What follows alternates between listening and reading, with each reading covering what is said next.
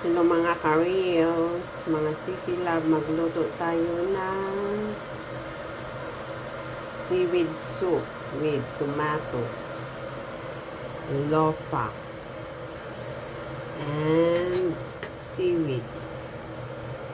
Ito na, nakabuwel na yung tubig natin. Ilagay natin yung tomato. Ayan. Hintayin natin na parang maluto yung tomato natin. Ilagay natin yung lofa. Ayan. Hintayin natin na maluto yung lofa.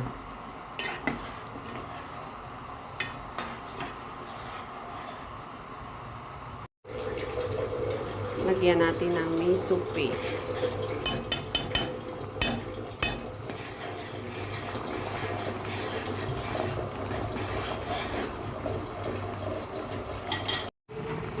Ilagay natin yung seaweed. Ayan.